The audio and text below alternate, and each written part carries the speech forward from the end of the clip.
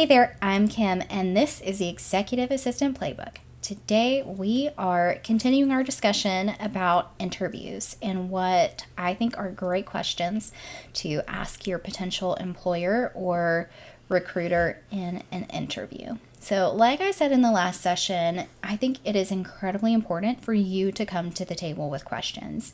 It proves that you are interested in working specifically for them, and that you were engaged in the process, and that you were not just someone who is looking for a job and you'll figure it out later. Okay, so let's get into it. So some of my favorite questions to ask, and these can go back and forth between, are you talking to a recruiter or an HR leader or the actual hiring manager themselves? You can pick and choose what you think would be most comfortable for you to ask and who exactly you would ask that of. So, one of my favorite things to ask is about their core values. Every single company has a list of core values. If they have a company website, it's likely on the company website. It's a big thing that a lot of companies like to do because those core values should guide every single decision that a company makes.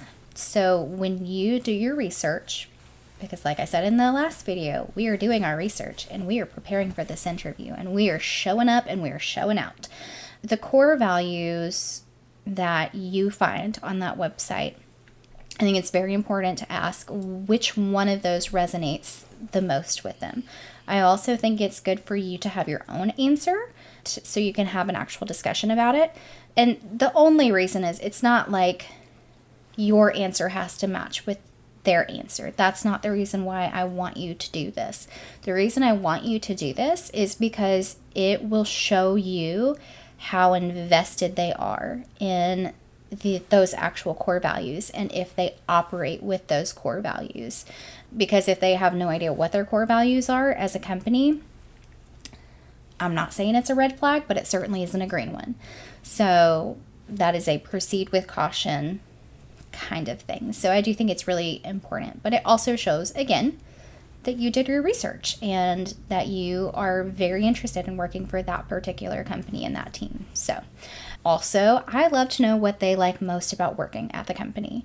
It could be the culture. It could be the team. It doesn't really matter what their answer is, but it's really good to understand what their favorite part is because that could give you a clue into if that's a good fit for you.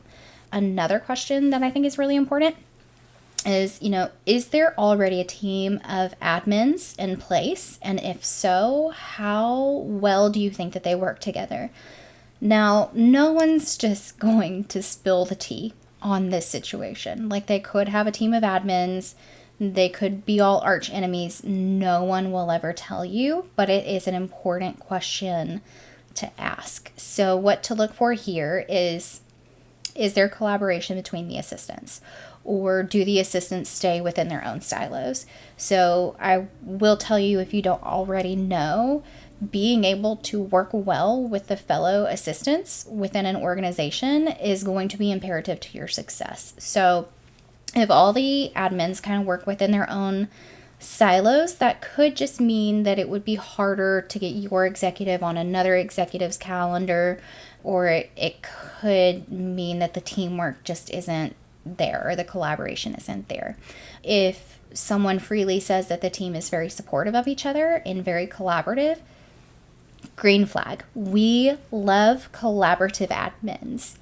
It is, like I have said before, it's a very hard job and very few people understand how hard it is. So having a team of admins that you can lean on and depend on, who know exactly what you're going through, even if you can't share details about your day-to-day, is going to be huge. So definitely make sure you ask that question.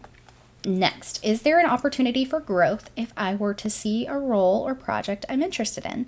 The reason I love asking this is because although I have made my career as an executive assistant, I don't necessarily always want to be an executive assistant. There are other things that I'm interested in. There are other roles I could really be good at. So the reason I like to ask this is because I need to know if the executive I could be working for is going to block or support my attempts to grow.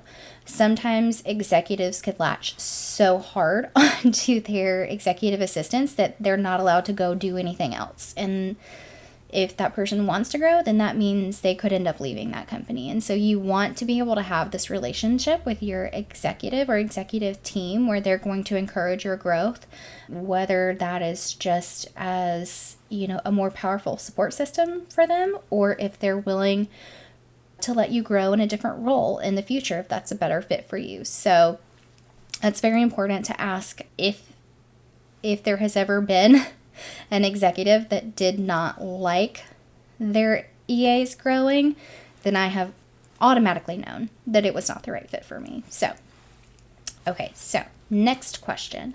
What do you think my biggest challenge would be in this role? So again, while no one is ever just going to spill the tea and gossip with you, or at least they shouldn't, no one worth their salt will. If they are immediately gossiping with you and sharing all the drama, then that is a huge red flag to cut ties and run. You do not want to work for an organization that is going to tell a stranger all kinds of deep business, okay?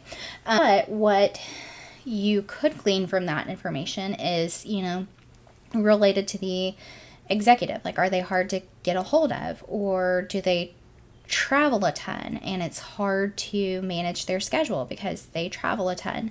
Or do they have a big team that needs a lot of support, or doesn't know how to properly use an executive assistant? Or, are there potentially long hours? Or, there's a whole lot of things that could come up, and you may not always get an answer to this question, but I still think that it's important to ask. What would a day-to-day look like in this role? So going back to the previous video, there is not a similar day across the board. In the executive assistance world, every day is different. You're always juggling multiple tasks. You're juggling a whole bunch of people that want to get to your executive. So, there are things that kind of repeat throughout the day of certain tasks, but literally no day is the same. So going into that question with that understanding, they may not be able to tell you, from 8 to 9, you do this, and from 10 to 10:30, you do this, and on Wednesdays, we wear pink. I don't know, you can if you want to. So they probably wouldn't be able to tell you that, but they could at least tell you what to expect. And I love when someone can say, while I can't give you a day to day, I can tell you these are some consistent themes. That means that they are thinking about what they need for this role to do for them. Always a green flag. It makes onboarding a lot easier if you go into it knowing what it is they need and how you can make a big impact quickly. Next question. Aside from supporting the executive in the way that they need, are there other areas where I can make an impact in the company itself? And by this I specifically mean, is there a way that I can positively impact the culture of the company or the team? Are there cultural groups that I can get involved in? Is there volunteerism as a part of this role? A lot of companies do offer volunteer hours, or they offer specific clubs that match your interests or diverse groups. Is often stuff available, and if there's not, maybe there's an opportunity to create that. So, obviously your main job is going to be supporting that executive and what they need, but there could be other ways that you can really make joining that team extra meaningful. Next up, what training resources are available to me in this role? I said in my intro video that it was always really hard for me to get the kind of training that I desired in this type of role, which is why I started this course. But there could be other things, maybe they have a membership to LinkedIn Learning. Maybe they have their own learning platform that they use within the company, and you can pick out different courses that are of interest to you. Like I said before in my career story, I have switched industries every single job. not on purpose. It just kind of happened like that. And so there has always been a need and a desire for me to figure out the industry I was in and what exactly it is that we did within that industry. So I was always looking for resources to kind of get me up to speed about the business, what the business did, so that I could understand what was on my executive's plate and why certain things were important. And I also wanted to know what it was that I was talking about when I had to talk to, clients or anything like that. So that's just an example there. Or if you really want to grow in a particular area, like, I don't know, let's say if you want to get a specific certificate, like your certified meeting planner or project manager or something of the sort, or if you want to go to a specific certification course for administrative assistants or whatever, like, is there opportunity for that? Even if they don't have specific learning available to you for a particular thing, are they willing to invest in you as an employee to continue to grow? That's what you should be looking for there, if that is of interest to you. And finally, what is your ideal working relationship with your executive assistant? So the recruiter or the HR manager may have some insight into this, but this is really specific to the person that you would be supporting.